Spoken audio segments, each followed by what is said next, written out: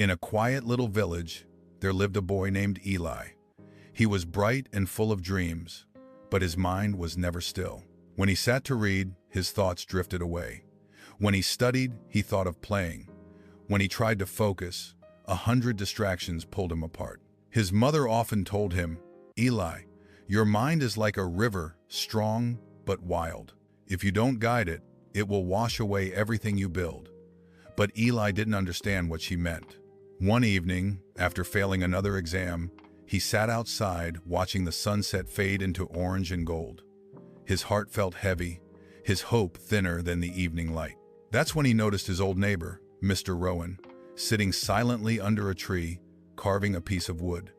His hands moved slowly, patiently, each motion calm and deliberate. "Curious," Eli asked. "You've been sitting there for hours. Don't you get bored?" Mr. Rowan smiled gently and said, "I'm not doing the same thing again and again. Each stroke brings me closer to what I'm creating." Eli frowned. "But how do you stay focused that long? My mind can't stay quiet for even 5 minutes."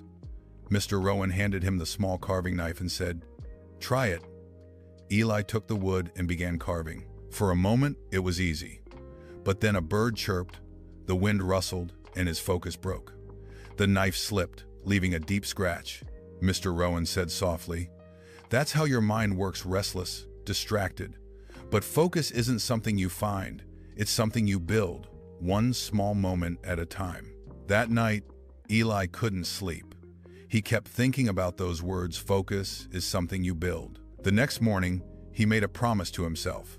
He began sitting in silence every day for 10 minutes, no phone, no music, just breathing. At first, his thoughts screamed louder than ever, but each time they wandered, he brought them back. Slowly, the noise inside him began to fade. Days turned into weeks, weeks into months. Eli learned to study in small bursts, giving his full attention to one thing at a time. His memory improved, his confidence grew. He stopped comparing himself to others and started competing with his own yesterday.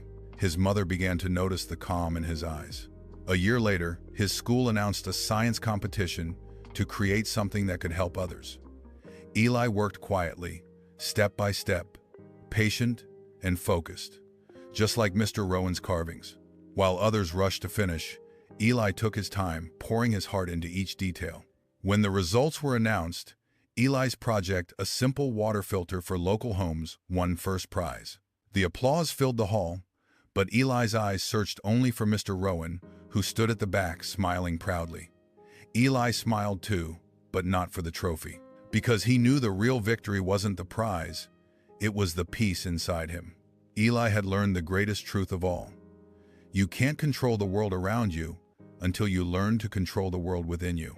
If this story touched your heart, give it a like, share it with someone who needs hope, and subscribe to the Wordy Heart for more stories that remind us the quietest battles often lead to the strong,